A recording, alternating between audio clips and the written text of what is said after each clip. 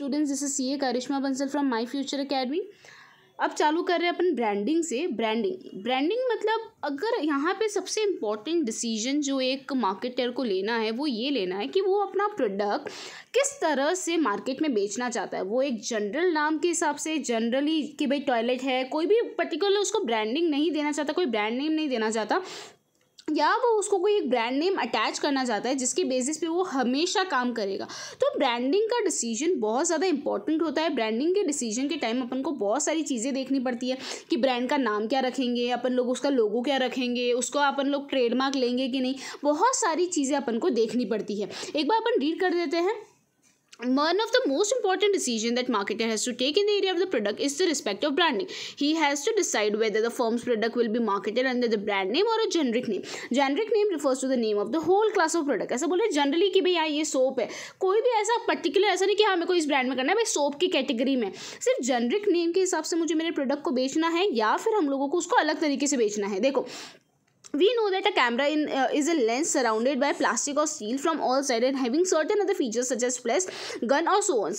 Similarly, book is a bunch of paper which are in bound form on which some useful information about the subject is printed. Thus, all the product having this characteristic would be called generic name such as camera और book. ऐसा बोल रहे हैं कि भाई ऐसे कोई भी प्रोडक्ट जिसको अपन ने सारे पेपर्स को साथ में रख दिया तो उसको बुक ही बोला जाता है। तो हमको उसको सिर्फ एक जेनरिक नाम से बेचना है या फिर स्पेसिफिक नाम से बेचना है,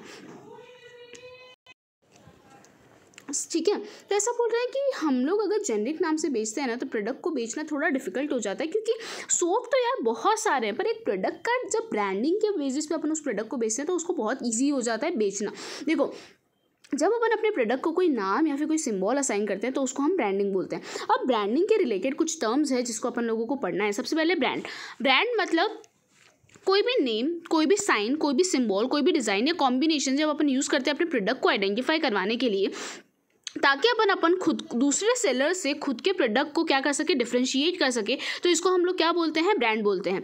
फॉर एग्जांपल जैसे कि बाटा एक ब्रांड है, लाइफ बॉय ब्रांड है, हॉट शॉट एक ब्रांड है, पाकर पेन जाते हैं, वो सब तुम्हारे एक ब्रांड है, ठीक है। एक बार ब्रांड और ब्रांडिंग के रिलेटेड अलग अलग लोगों का क्या परसेप्शन है वो देख लेते हैं।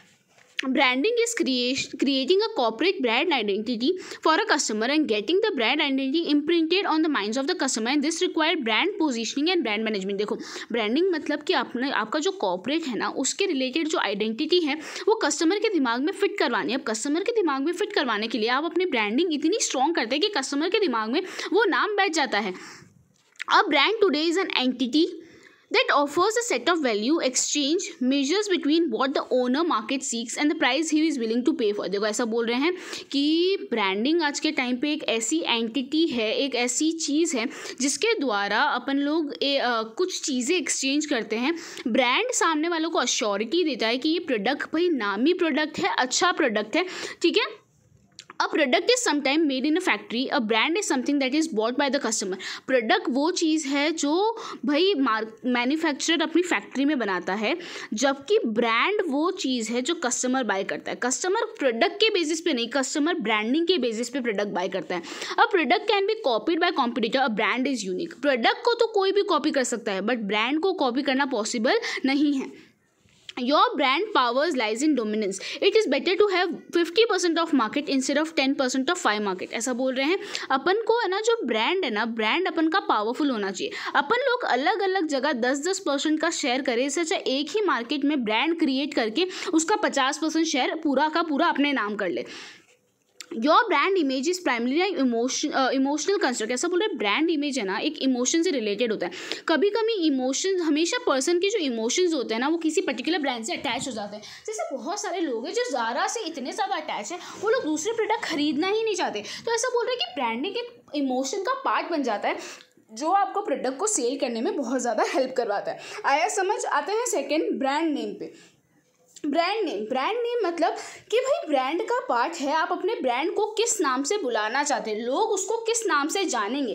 ब्रांड नेम मतलब ज़ारा एक ब्रांड नेम है, तो वो ज़ारा को लोग जब प्रोनाउंस करेंगे, जब उस क्लोथिंग को जब प्रोनाउंस करेंगे तो वो ज़ारा के नाम से प्रोनाउंस करेंगे। ब्रांड नेम वो चीज़ है जो जिस बेसिस पे आपके प्रोडक्ट को पहचाना जाएगा, तो ब्रांड नेम वो होता है। अब आते हैं ब्रांड मार्क। ब्रांड मार्क मतलब जो लोगो है, जो उसके ऊपर ज़ारा का जो लोगो है, वैसे आपका क्या लोगो होगा जो आपके प्रोडक्ट को दूसरे प्रोडक्ट से बोलते हैं ना डिफ्रेंशिएट करेगा। होता है ना यार, अपन लोग किसी का ये गुची का देखते हैं, गुची का देख के बोलते थे ये तो गुची का प्रोडक्ट है, क्योंकि उसका सिंबल देख के अपन को पता चलता है। तो उसके बाद थर्ड चीज़, नेम डिसाइड करने के बाद अपन क्या देखते हैं कि उसका लोगो क्या रहेगा।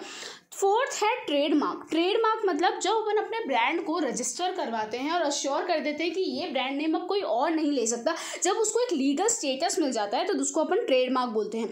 ठीक है, देखो, दो branding adds to the cost of packaging, labelling, legal protection, promotion, it provide several advantages to seller as well as customer. ऐसा बोल रहे हैं कि ब्रांडिंग बहुत ज़्यादा कॉस्टली है, बट उसके कुछ एडवांटेजेस है जो दोनों सेलर मतलब मार्केटर को भी होते हैं और कस्टमर्स को भी होते हैं। सबसे पहले अपन देखते हैं कि भाई मार्केटर्स को क्या क्या एडवांटेजेस है। Enable marking product differentiation. भाई सबसे बड़ा एडवांटेज है प्रोडक्ट का डिफ्रेंसिएशन। वो हमारे प्रोडक्ट को कॉम्पिटिटर के प्रोडक्ट से डिफ्रेंशिएट करने में हेल्प करवाता है। वो लोगों में कॉन्फिडेंस बिल्ड करता है कि यार ये प्रोडक्ट और ये प्रोडक्ट डिफरेंट है, ये ज़ारा का प्रोडक्ट, ये फॉरएवर के प्रोडक्ट में ये डिफरेंसेस है। तो बोलते हैं कि ये क्या करता है, अपने प्रोडक्ट को डिफ्रेंशिएट करने में हेल्प करवाता है। Second, help in advertising and display programme. देखो, ब्रांडिंग अपनी एडवर्टीजमेंट में बहुत ज़्यादा हेल्प करता है। जैसे कि मैं एक कस्टमर हूँ ज़ारा की, ज़ारा का मुझे प्रोडक्ट पसंद आ गया। अब मैं सामने वालों को जब बताती हूँ तो मैं बोलूँगी यार मैंने आज ज़ारा का ये पहना, देख कितना अच्छा लग रहा है, तू भी ट्राई कर। तो यहाँ पे क्या हो रहा है, उसका एडवर्टीजमेंट हो रहा है क्योंकि उसके पास एक ब्रांड नेम है। अब इसी की जगह मैंने कोई लोकल कपड़ा पहना पर वो अच्छा लग रहा है, अब कोई मुझे पूछेगा ये किस ब्रांड का है, तो क्या उसका कोई ब्रांड नेम है? नहीं। तो मतलब उस कपड़े का कोई प्रमोशन नहीं होगा। वो मार्केट जहाँ से मैंने खरीदा उसका प्रमोशन होगा, बट वो पर्टिकुलर ब्रांड का कपड़ा नहीं है, वो लोकल मार्केट का कपड़ा है, तो वो कपड़े का कोई प्रमोशन नहीं होगा, राइट। तो इसको बोलते हैं कि भाई अगर अपने पास ब्रांड नेम होता है ना तो वो अपन को अपनी एडवर्टीजमेंट और प्रोडक्ट के डिस्प्ले प्रोग्राम में बहुत ज़्यादा हेल्प करता है। Differential pricing. देखो, अगर आपका जो ब्रांड है वो सुपीरियर है तो आप अपना प्राइस अपने हिसाब से डिटरमाइन कर सकते हो। ज़ारा में कोई एक टॉप है जो तुम लोगों को 1000 रुपये में मिलेगा, बाहर लोकल स्टोर में वो चीज़ 200 रुपये में मिलेगी, तो भी ज़ारा वाला उसको 1000 में चार्ज करे और लोग ज़ारा से तो भी वो 1000 में खरीद रहे। तो अपन का जो ब्रांडिंग है ना, अपन लोगों को डिफरेंशियल प्राइसिंग मतलब प्राइसिंग ज़्यादा या कम करने में हेल्प करवाता है, क्योंकि यहाँ पे ब्रांड इफेक्ट कर रहा है। लोगों के माइंड में ब्रांड के बेसिस पे वो लोग हायर पे करने के लिए रेडी हो जाते हैं, वो लोग प्राइस का ज़्यादा इधर उधर माथापच्ची नहीं करते हैं। Ease in introduction of new product. देखो, जैसे एक लोकल मार्केट है, लोकल मार्केट FMCG मतलब भाई अपने जो FMCG प्रोडक्ट्स है उसका एक मार्केट है, वो भी लोकल मार्केट में है, उसका कोई ब्रांड नहीं है, उसको कभी नया प्रोडक्ट लॉन्च करना है तो वो श्योर नहीं है यार, पता नहीं है सक्सेसफुल होगा कि नहीं होगा। पर कोई एक ब्रांड वाला बंदा है, टाटा वाला बंदा है, टाटा को अगर कोई भी नया प्रोडक्ट इंट्रोड्यूस करना है तो उसको इतना ज़्यादा दिक्कत नहीं होगी। क्यों? क्योंकि उसका ब्रांड ऑलरेडी एस्टाब्लिश है। तो जब भी एक ब्रांड ऑलरेडी एस्टाब्लिश होता है तो उसको बोलते हैं ना, नया प्रोडक्ट इंट्रोड्यूस करने में दिक्कत नहीं होती, क्योंकि ऑलरेडी उसका जो नेम है, ब्रांड नेम है, वो बहुत ज़्यादा एस्टाब्लिश है उस पर्टिकुलर मार्केट के अंदर। ठीक है स्टूडेंट्स, ये समझ आया? मैंने डिटेल में नहीं पढ़ा, इसमें बहुत ईजी है। सबसे पहले क्या है भाई, प्रोडक्ट को डिफरेंशिएट करने में हेल्प करवाता है, एडवर्टीजमेंट में हेल्प करवाता है, प्राइसिंग को डिफरेंशिएट करने में हेल्प करवाता है, और नया प्रोडक्ट अगर मुझे लाना है, कोई दूसरी फील्ड में मुझे जाना है तो ऑलरेडी मेरा ब्रांड एस्टैब्लिश है, तो उसको मेरे को ईजिली मैं उस मार्केट में चला जाऊँगा, मुझे कोई दिक्कत नहीं आएगी नया प्रोडक्ट लॉन्च करने में। आते हैं एडवांटेजेस टू कस्टमर्स। कस्टमर्स को क्या क्या एडवांटेज होते हैं because of this branding.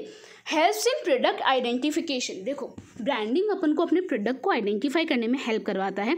Branding कैसे, फॉर एग्जांपल क्या होता है ना, जैसे अगर मैंने कभी लोकल मार्केट से एक कपड़ा खरीदा, अब मेरे को वो पसंद आया, अब मैं दूसरी बार वो कपड़ा खरीदने गई ना तो मुझे वो सेम है ना कंपनी का कपड़ा नहीं मिलता, क्योंकि वो लोकल प्रोडक्ट है, वो जाना माना नहीं है। तो होता क्या है ना, मुझे अगर प्रोडक्ट आइडेंटिफिकेशन में हमेशा ब्रांडिंग हेल्प करवाता है। अब जैसे मुझे पता है मुझे ज़ारा ही चाहिए, तो भाई ज़ारा को ढूंढना इतना मुश्किल नहीं है, मुझे वापस वो ईजिली मिल जाएगा, मुझे बार बार उसको इंस्पेक्ट करने की ज़रूरत नहीं पड़ती। Second, ensure quality. देखो, एक बार एक ब्रांड पर ट्रस्ट हो जाता है ना, तो एक चीज़ है कि ब्रांडिंग का सबसे बड़ा फ़ायदा ये है, उनके सारे प्रोडक्ट की जो क्वालिटी होती है ना वो सेम होती है। अगर एक बार मुझे किसी प्रोडक्ट की क्वालिटी समझ आ गई तो मुझे बार बार उसके अंदर कोई इन्वेस्टिगेशन करने की ज़रूरत नहीं, मेरा कॉन्फिडेंस उसके अंदर बिल्ड हो जाता है और मेरी क्वालिटी हमेशा सेम रहती है। इस वजह से मेरे को भी एक इंटरनल सेटिस्फैक्शन मिलता है। मोर ओवर, ब्रांडिंग हमेशा एक स्टेटस सिंबल है, तो तुमको पता ही है, लोग आईफोन के लेते हैं, आईफोन लोग स्टेटस के लिए लेते हैं, भाई हम लोगों के पास आईफोन है। तो भाई ब्रांडिंग हमेशा एक स्टेटस सिंबल लोगों के सेटिस्फैक्शन में ऐड करता है, लोगों की साइकोलॉजिकल, मैंने बताया था ना साइकोलॉजिकल बेनिफिट, मतलब भाई साइकोलॉजिकली उनको अच्छा फील करवाता है, इसीलिए ब्रांडिंग भी बहुत ज़रूरी है। आते हैं कि कैरेक्टरिस्टिक्स क्या है गुड ब्रांडिंग नेम के। Choosing the right brand is not easy decision. ऐसा बोले भाई ब्रांड का नेम चूज़ करना बहुत ज़्यादा डिफिकल्ट है, इसमें बहुत सारी चीज़ें हैं जो अपन लोगों को देखनी पड़ती है। तो अपन देखते हैं क्या क्या चीज़ें हैं जो अपन को देखनी पड़ती है जब अपन अपना ब्रांड नेम चूज़ करते हैं। ब्रांड नेम ईजी शॉर्ट होना चाहिए, प्रोनाउंस करने में ईजी होना चाहिए, ईजीली अपन को याद हो जाए वैसा होना चाहिए।